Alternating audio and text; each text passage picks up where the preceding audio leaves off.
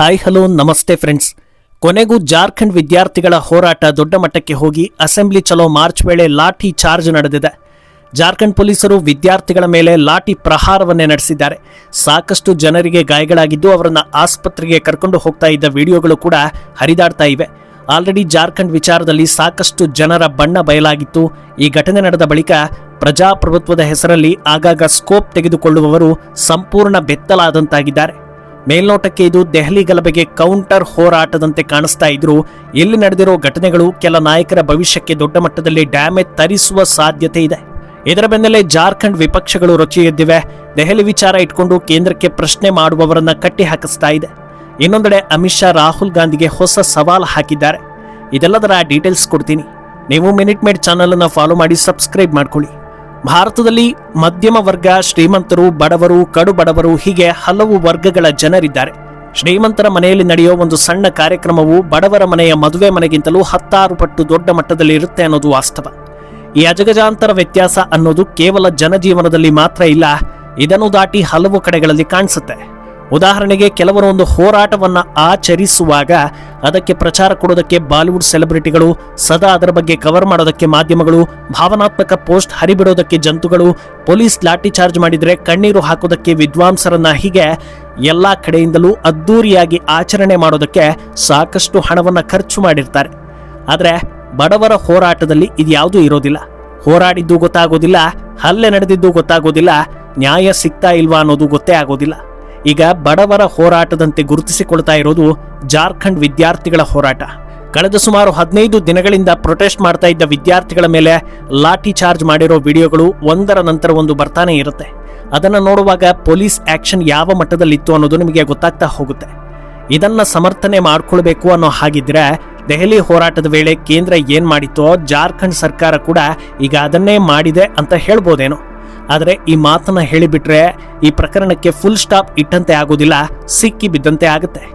ಎಲ್ಲೆಲ್ಲಿ ಸಿಕ್ಕಿ ಬೀಳ್ತಾರೆ ಅನ್ನೋದನ್ನ ನೋಡ್ತಾ ಹೋದ್ರೆ ಜಂತರ್ ಮಂತರ್ನಲ್ಲಿ ಪೊಲೀಸರು ಲಾಠಿ ಚಾರ್ಜ್ ಮಾಡೋದಕ್ಕೆ ಪ್ರಮುಖ ಕಾರಣ ಆಗಿದ್ದು, ಹೋರಾಟದ ನೆಪದಲ್ಲಿ ಬಂದವರು ಕಲ್ಲೆಸೆಯೋದಕ್ಕೆ ಶುರು ಮಾಡಿದ್ರು ಹಾಗೂ ಪೊಲೀಸರ ಮೇಲೆ ಹಲ್ಲೆ ನಡೆಸೋದಕ್ಕೆ ಶುರು ಮಾಡಿದ್ರು ಅನ್ನೋದು. ಆದರೆ ಜಾರ್ಖಂಡ್ ವಿದ್ಯಾರ್ಥಿಗಳು ಯಾರನ್ನೂ ಟಾರ್ಗೆಟ್ ಮಾಡಿಲ್ಲ, ಕಲ್ಲೆಸೆತ ಪ್ರಕರಣ ವರದಿಯಾಗಿಲ್ಲ. ಆದರೂ ಕೂಡ ವಿದ್ಯಾರ್ಥಿಗಳ ಮೇಲೆ ಭೀಕರವಾಗಿ ಲಾಠಿ ಚಾರ್ಜ್ ಅನ್ನು ನಡೆಸಲಾಗಿದೆ ಹಾಗೂ ಅಶ್ರುವಾಯು ಪ್ರಯೋಗ ಮಾಡಲಾಗಿದೆ. ಕಲ್ಲೆಸೆತದ ಹಿನ್ನೆಲೆ ಒಂದು ವಿಚಾರವಾದರೆ, ಜಂತರ್ ಮಂತರ್ನಲ್ಲಿ ಆಂಟಿ ಇಂಡಿಯನ್ ಸ್ಟೇಟ್ಮೆಂಟ್ಗಳು, ಘೋಷಣೆಗಳು ಸಾಕಷ್ಟು ಕೇಳಿಬಂದವು. ಅದನ್ನ ದೇಶದ ಜನರು ನೋಡಿದ್ದಾರೆ. ಸಾಮಾನ್ಯವಾಗಿ ದೇಶದ ಮೇಲೆ ನಿಯತ್ತಿರೋ ಯಾರೊಬ್ಬರು ಕೂಡ ತನ್ನ ದೇಶಕ್ಕೆ ಅವಹೇಳನವಾದಾಗ ಅದನ್ನು ನೋಡಿ ಸುಮ್ಮನೆ ಕೂರೋದಿಲ್ಲ. ಕನಿಷ್ಠ ಪಕ್ಷ ಕಾನೂನಾತ್ಮಕವಾಗಿದ್ರೂ ಅಂತ ಜಂತುಗಳನ್ನ ಹಿಡಿದು ಸರಿಯಾದ ಶಿಕ್ಷೆ ಕೊಡಬೇಕು ಅಂತ ಆಗ್ರಹಿಸ್ತಾರೆ. ಆದರೆ ನಮ್ಮ ಕಾನೂನಿನಲ್ಲಿ ದೇಶದ ವಿರುದ್ಧ ಪ್ರತ್ಯಕ್ಷವಾಗಿ ಹಾಗೂ ಪರೋಕ್ಷವಾಗಿ ಮಾತನಾಡಿದರೆ ಯಾವ ಥರದ ಆಕ್ಷನ್ ಬಗ್ಗೆ ಉಲ್ಲೇಖಿಸಿದ್ದಾರೆ ಅಥವಾ ಉಲ್ಲೇಖಿಸಿಲ್ವಾ ಅನ್ನೋದು ಗೊತ್ತಿಲ್ಲ. ಎಲ್ಲ ಆಂಟಿ ಸೋಷಿಯಲ್ ಚಟುವಟಿಕೆ ಜಂತರ್ ಮಂತರ್ನಲ್ಲಿ ನಡೆದಿತ್ತು. ಆದರೆ ಜಾರ್ಖಂಡ್ನಲ್ಲಿ ಅಂತ ಒಂದೇ ಒಂದು ದೇಶ ವಿರೋಧಿ ಚಟುವಟಿಕೆಗಳು ವರದಿಯಾಗಿರಲಿಲ್ಲ.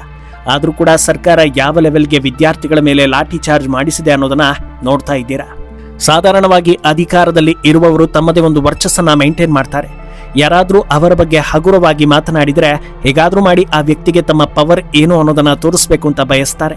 ಹೀಗಿರುವಾಗ ಸಾಕಷ್ಟು ಜನರು, ಪ್ರಮುಖವಾಗಿ ಯುವತಿಯರು, ಅತ್ಯಂತ ಕೀಳು ಮಟ್ಟದ ಪದಗಳು, ಘೋಷಣೆ, ಸೊಂಟದ ಕೆಳಗಿನ ಪದ ಬಳಕೆ ಎಲ್ಲವನ್ನೂ ಕೂಡ ಮಾಡಿದ್ರು.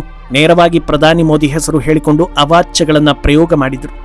ಮೋದಿ ಏನೋ ಹೋಗ್ಲಿ ಬಿಡಿ ಅಂತ ಕ್ಷಮಿಸಿದ್ರು. ಆದರೆ ಜಾರ್ಖಂಡ್ನಲ್ಲಿ ಅಂಥದ್ದು ಯಾವುದು ವರದಿ ಆಗಿರಲಿಲ್ಲ. ಸಿಎಂ ಆಗಲಿ ಅಥವಾ ಎಜುಕೇಷನ್ ಮಿನಿಸ್ಟರ್ ಹಾಗೂ ಅವರ ತಾಯಿ ಬಗ್ಗೆ ಕೆಟ್ಟ ಮಾತನಾಡೋ ಸುಂದರಿಯರು, ಮೇಧಾವಿಗಳು ಯಾರು ಕೂಡ ಇರಲಿಲ್ಲ. ಅಷ್ಟೇ ಯಾಕೆ, ಪೊಲೀಸರನ್ನ ಪ್ರವೋಕ್ ಮಾಡುವಂತೆ ವರ್ತಿಸುವವರು, ಪೊಲೀಸರ ಬಗ್ಗೆ ಕೆಟ್ಟದಾಗಿ ಮಾತನಾಡುವವರು ಯಾರೂ ಕೂಡ ಕಾಣಿಸ್ಲಿಲ್ಲ.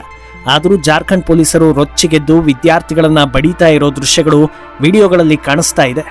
ಜಂತರ್ ಮಂತರ್ನಲ್ಲಿ ದುಷ್ಕರ್ಮಿಗಳ ಮೇಲೆ ಲಾಠಿ ಚಾರ್ಜ್ ನಡೆದಾಗ ಒಂದು ಕಡೆ ರಾಜಕೀಯ ಚಟುವಟಿಕೆಗಳು, ಇನ್ನೊಂದು ಕಡೆ ಎಕೋಸಿಸ್ಟಮ್ ಚಟುವಟಿಕೆಗಳು ಜೋರಾಗಿ ನಡೀತಾ ಇತ್ತು. ರಾಜಕೀಯ ನಾಯಕರು ತಮ್ಮ ಸೋಷಿಯಲ್ ಮೀಡಿಯಾ ಅಕೌಂಟ್ಗಳಲ್ಲಿ ವಿದ್ಯಾರ್ಥಿಗಳ ಮೇಲೆ ಹಲ್ಲೆ ನಡೀತಾ ಇದೆ, ಈ ದೇಶದಲ್ಲಿ ನ್ಯಾಯ ಕೇಳೋದೇ ತಪ್ಪ, ಇದೇ ನೋಡಿ ಮೋದಿಯ ಪ್ರಜಾಪ್ರಭುತ್ವ ಅಂತ ಪೋಸ್ಟ್ ಹಾಕೋ ಮೂಲಕ ಒಗ್ಗಟ್ಟು ಪ್ರದರ್ಶನ ಮಾಡಿದ್ರು. ಅವ್ರ್ಯಾರು ಈಗ ಜಾರ್ಖಂಡ್ ವಿದ್ಯಾರ್ಥಿಗಳ ಬಗ್ಗೆ ತುಟಿ ಬಿಚ್ಚಿ ಮಾತನಾಡ್ತಾ ಇಲ್ಲ. ಇನ್ನು ಪ್ರಾಯೋಜಿತ ಜೀವಿಗಳು, ದೆಹಲಿ ದೃಶ್ಯಗಳನ್ನು ನೋಡಿ ಅಯ್ಯೋ ನನ್ನ ಹೊಟ್ಟೆ ಉರಿತಾ ಇದೆ, ಇವರು ಯಾರಿಗೂ ಮಕ್ಕಳಿಲ್ವಾ, ಎಲ್ಲಿಗೆ ಬಂತು ನಮ್ಮ ಪ್ರಜಾಪ್ರಭುತ್ವ ಅಂತ ಪೋಸ್ಟ್ಗಳನ್ನು ಹಾಕಿದರೆ ಇನ್ನು ಕೆಲವರು ಗೊಳೋ ಅಂತ ಅತ್ತು ಹೀಗ ಮಾಡೋದು, ಆಡಳಿತ ನಡೆಸುವವರು ಕ್ರೂರಿಗಳಾದರೆ ಹೀಗೆಲ್ಲ ನಡೆಯುತ್ತೆ, ಖಂಡಿತವಾಗ್ಲೂ ಇವರು ಯಾರಿಗೂ ಒಳ್ಳೆ ಸಾವು ಬರೋದಿಲ್ಲ ಅಂತ ಅತ್ತು ಕರೆದು ಮಾಡಿದ್ರು. ಆದರೆ ಆ ಮಮತೆ, ತಾಯಿ ಹೃದಯ, ವಾತ್ಸಲ್ಯವನ್ನ ಗಳಿಸುವಲ್ಲಿ ಜಾರ್ಖಂಡ್ ವಿದ್ಯಾರ್ಥಿಗಳು ಸಂಪೂರ್ಣವಾಗಿ ವಿಫಲರಾಗಿ ಬಿಟ್ಟಿದ್ದಾರೆ. ಏನು ದೆಹಲಿ ಗಲಭೆ ಬಳಿಕ ಅಂತಿಮವಾಗಿ ರಾಜಕೀಯ ನಾಯಕರು, ಪ್ರಮುಖವಾಗಿ ರಾಹುಲ್ ಗಾಂಧಿ ಬಳಿ ಉಳಿದಿದ್ದು ಪೆಲೆಟ್ ಗನ್ ವಿಚಾರ. ಮೊದಲನೆಯದಾಗಿ ಪೆಲೆಟ್ ಗನ್ ಬಳಕೆ ಬಗ್ಗೆ ಇನ್ನೂ ಕನ್ಫರ್ಮೇಷನ್ ಸಿಕ್ಕಿಲ್ಲ. ಪೊಲೀಸ್ ಇಲಾಖೆ ಹಾಗೂ ಸ್ಥಳೀಯ ಆಡಳಿತ ಈ ಆರೋಪವನ್ನ ತಳ್ಳಿ ಹಾಕಿದೆ. ರಾಹುಲ್ ಮಾತ್ರ ಒಂದಿಬ್ಬರ ಫೋಟೋ ಹಿಡಿದು ಪೆಲೆಟ್ ಗನ್ ಬಳಕೆಯಾಗಿದೆ ಅನ್ನೋ ಆರೋಪವನ್ನ ಮಾಡ್ತಾ ಇದ್ದಾರೆ. ಅದನ್ನ ಅವರು ಯಾವತ್ತೂ ಸಾಬೀತು ಮಾಡ್ತಾರೋ ಗೊತ್ತಿಲ್ಲ. ಆದರೆ ರಾಂಚಿಯಲ್ಲಿ ವಿದ್ಯಾರ್ಥಿಗಳನ್ನ ತಡೆಯೋ ಸಲುವಾಗಿ ಬ್ಯಾರಿಕೇಡ್ಗಳ ಮೇಲೆ ಮುಳ್ಳು ತಂತಿಗಳನ್ನ ಹಾಕಿರೋ ವಿಡಿಯೋಗಳು ಕೂಡ ಹರಿದಾಡ್ತಾ ಇದೆ. ಸಾಕಷ್ಟು ಪತ್ರಕರ್ತರು ಅದನ್ನ ವರದಿ ಕೂಡ ಮಾಡಿದ್ದಾರೆ. ದೊಡ್ಡ ಸಂಖ್ಯೆಯಲ್ಲಿ ಜನರು ಸೇರಿದಾಗ ನೂಕಾಟ, ತಳ್ಳಾಟ ಆಗೇ ಆಗುತ್ತೆ. ಆ ಹೊತ್ತಲ್ಲಿ ಮಿಸ್ ಆಗಿ ಆ ಮುಳ್ಳು ತಂತಿ ತಾಗಿದ್ರೂ ವಿದ್ಯಾರ್ಥಿಗಳಿಗೆ ಯಾವ ಪ್ರಮಾಣದ ಗಾಯಗಳಾಗುತ್ತೆ ಅನ್ನೋದು ಗೊತ್ತಿದೆ. ಆದರೆ ಪ್ರಪಂಚದಲ್ಲೇ ವಿದ್ಯಾರ್ಥಿಗಳ ಬಗ್ಗೆ ಅತ್ಯಂತ ಕಾಳಜಿ ಹೊಂದಿದ್ದ ಏಕೈಕ ನಾಯಕ ರಾಹುಲ್ಗೆ ತಮ್ಮದೇ ಆಡಳಿತ ಇರೋ ರಾಜ್ಯದ ವಿದ್ಯಾರ್ಥಿಗಳ ಪರಿಸ್ಥಿತಿ ಯಾಕೆ ಹೀಗಾಗಿದೆ ಅನ್ನೋದು ಗೊತ್ತಾಗ್ತಾ ಇಲ್ಲ. ಅವರೇನೋ ದಿನದ 24 ಗಂಟೆ ತಮ್ಮ ಕೆಲಸಗಳಲ್ಲಿ ಬ್ಯುಸಿ ಇರ್ತಾರೆ, ಜಾರ್ಖಂಡ್ ಬಗ್ಗೆ ಗಮನ ಹರಿಸೋದಕ್ಕೆ ಹೊತ್ತು ಸಿಗದೇ ಇರಬಹುದು. ಆದರೆ ಅವರ ಟೀಮ್ನಲ್ಲಿ ಇರುವವರು ಕನಿಷ್ಠ ಅವರಿಗೆ ಈ ವಿಚಾರವನ್ನು ತಿಳಿಸೋ ಕೆಲಸ ಯಾಕೆ ಮಾಡಲಿಲ್ಲ ಅಂತ ಭೂಮಂಡಲಾದ್ಯಂತ ಇರೋ ಕೋಟಿ ಕೋಟಿ ರಾಹುಲ್ ಅಭಿಮಾನಿಗಳು ಬೇಸರವನ್ನು ವ್ಯಕ್ತಪಡಿಸ್ತಾ ಇದ್ರು. ಆದರೆ ನಂತರದಲ್ಲಿ ಈ ಬಗ್ಗೆ ಪ್ರತಿಕ್ರಿಯಿಸೋ ರಾಹುಲ್ ಗಾಂಧಿ ಜಾರ್ಖಂಡ್ ಸರ್ಕಾರ ತೆಗೆದುಕೊಂಡಿರೋ ನಿರ್ಧಾರ ಬೇಸರವನ್ನ ತರಿಸಿದೆ ಅಂತ ಹೇಳಿಕೆ ಕೊಡ್ತಾರೆ. ಒಂದು ಕಡೆ ರಾಹುಲ್ ಗಾಂಧಿ ಕಡೆಯಿಂದ ತಡವಾದ ಪ್ರತಿಕ್ರಿಯೆ ಬಂದ್ರೆ, ಮತ್ತೊಂದು ಕಡೆ ಭೂಮಂಡಲದಲ್ಲೇ ನ್ಯಾಯಕ್ಕೆ ಇನ್ನೊಂದು ಹೆಸರಿನಂತಿರೋ ಅತ್ಯಂತ ಸಂಭಾವಿತರಾದ ಅರವಿಂದ್ ಕೇಜ್ರಿವಾಲ್ ಕೂಡ ಜಾರ್ಖಂಡ್ ವಿದ್ಯಾರ್ಥಿಗಳ ಬಗ್ಗೆ ಮಾತಾಡ್ತಾ ಇಲ್ಲ. ದೆಹಲಿ ಗಲಭೆ ಟೈಮ್ನಲ್ಲಿ ಸಮಯ ಮಾಡಿಕೊಂಡು ಜಿಲ್ಲೆಗಳಿಗೆ ಬೆಂಬಲವನ್ನ ಕೊಟ್ಟಿದ್ರು. ಆದರೆ ಈಗ ಸಿಕ್ಕಾಪಟ್ಟೆ ಬ್ಯುಸಿ ಇರೋದ್ರಿಂದ ಪ್ರತಿಕ್ರಿಯೆ ಕೊಡ್ಲಿಲ್ವೇನೋ ಅಂತ ಜನರು ಮಾತಾಡ್ತಾ ಇದ್ದಾರೆ. ಆದರೆ ಅಖಿಲೇಶ್ ಯಾದವ್ ಈ ಬಗ್ಗೆ ಮಾತನಾಡಿದ್ದು ಇದೆಲ್ಲದಕ್ಕೂ ಕೇಂದ್ರ ಸರ್ಕಾರವೇ ಕಾರಣ ಅಂತ ಆರೋಪಿಸಿದ್ದಾರೆ. ಇದನ್ನ ಹೇಗೆ ಅರ್ಥ ಮಾಡ್ಕೊಳ್ಬೇಕು ಅಂತ ಜನರು ಕನ್ಫ್ಯೂಸ್ ಆಗಿದ್ದಾರೆ.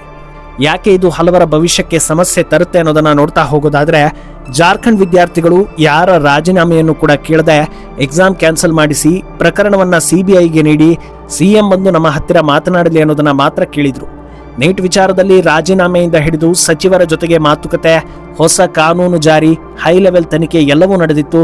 ಆದರೂ ಕೂಡ ಕೆಲವರ ಆರ್ಭಟ, ಅಟ್ಟಹಾಸಗಳು ಮುಂದುವರೆದಿದ್ವು. ಆದರೆ ಜಾರ್ಖಂಡ್ ವಿದ್ಯಾರ್ಥಿಗಳಿಗೆ ಮಾತ್ರ ಈ ಅನ್ಯಾಯ ಯಾಕೆ? ಇದರ ಎಫೆಕ್ಟ್ ಸರ್ಕಾರಕ್ಕೆ ತಟ್ಟುವುದಿಲ್ವಾ ಅನ್ನೋದು ಜನಸಾಮಾನ್ಯರ ಪ್ರಶ್ನೆ. ಇನ್ನೊಂದೆಡೆ ಜಾರ್ಖಂಡ್ ಬಿಜೆಪಿ ಸೇರಿದಂತೆ ಎಲ್ಲ ರಾಜ್ಯಗಳ ಬಿಜೆಪಿ ನಾಯಕರು ವಿದ್ಯಾರ್ಥಿಗಳಿಗೆ ಬೆಂಬಲವನ್ನ ಸೂಚಿಸಿದ್ದು ರಾಹುಲ್ ಹಾಗೂ ಸೊರೆನ್ ಸರ್ಕಾರವನ್ನ ಪ್ರಶ್ನೆ ಮಾಡ್ತಾ ಇವೆ. ವಿದ್ಯಾರ್ಥಿಗಳ ಮೇಲಿನ ಲಾಠಿ ಚಾರ್ಜ್ ಹಾಗೂ ಅಶ್ರುವಾಯು ಪ್ರಯೋಗವನ್ನ ಖಂಡಿಸ್ತಾ ಇದ್ದಾರೆ ಹಾಗೂ ಇಂಡಿ ನಾಯಕರ ಬಳಿ ಈ ನಡೆಯನ್ನ ಪ್ರಶ್ನೆ ಮಾಡ್ತಾ ಇದ್ದಾರೆ. ಏನು ಇದ್ಯಾವುದರ ಪರಿವೇ ಇಲ್ಲದೆ ಲೋಕಸಭೆಯಲ್ಲಿ ಅಮಿತ್ ಶಾ ಮಾತಾಡ್ತಾ ಇಲ್ಲ ಅಂತ ರಾಹುಲ್ ಆರೋಪಿಸ್ತಾ ಇದ್ರು. ಇದಕ್ಕೆ ಸರ್ಕಾರದ ಕಡೆಯಿಂದ ಉತ್ತರ ಬಂದಿದ್ದು, ವಿಪಕ್ಷಗಳ ಎಲ್ಲಾ ಪ್ರಶ್ನೆಗಳಿಗೂ ಪಿನ್ ಟು ಪಿನ್ ಉತ್ತರ ಕೊಡೋದಕ್ಕೆ ಅಮಿತ್ ಶಾ ರೆಡಿ ಇದ್ದಾರೆ. ಆದರೆ ಅವರು ಮಾತನಾಡುವಾಗ ರಾಹುಲ್ ಸೇರಿದಂತೆ ಎಲ್ಲರೂ ಹಾಜರಿರಬೇಕು ಹಾಗೂ ಗಲಾಟೆ ಮಾಡಿ ಗಬ್ಬೆ ಬಿಸದೆ ಸೈಲೆಂಟ್ ಆಗಿ ಕೂತು ಕೇಳಿಸ್ಕೊಳ್ಬೇಕು. ಇದು ನಿಮ್ಮಿಂದ ಸಾಧ್ಯನಾ ಅಂತ ಪ್ರಶ್ನೆ ಮಾಡಿದ್ದಾರೆ. ಇದು ವಿಪಕ್ಷಗಳಿಂದ ಸಾಧ್ಯನಾ ಅಥವಾ ಏನಾಗ್ಬೋದು ಅನ್ನೋದು ನೀವು ಅಂದಾಜಿಸಿದರೆ ನಿಮಗೆ ಗೊತ್ತಾಗುತ್ತೆ. ವಿಪಕ್ಷಗಳು ಆರೋಪಿಸಿರೋ ಹಾಗೆ ತಪ್ಪು ಗೃಹ ಇಲಾಖೆ ಅಥವಾ ಅಮಿತ್ ಶಾ ಕಡೆಯಿಂದ ನಡೆದಿದೆ ಅನ್ನೋದಾದ್ರೆ ಅವರ ಹೇಳಿಕೆಗಳನ್ನ ಸಮಾಧಾನದಿಂದ ಕೇಳಿಸಿಕೊಂಡು ನಂತರ ಮರುಪ್ರಶ್ನೆ ಹಾಕಿದ್ರೆ ಅದರಿಂದ ಎಲ್ಲರಿಗೂ ಉಪಯೋಗ ಇದೆ. ಈ ಸ್ಟೋರಿ ಬಗ್ಗೆ ನಿಮ್ಮ ಅನಿಸಿಕೆಯನ್ನ ಕಮೆಂಟ್ ಮಾಡಿ.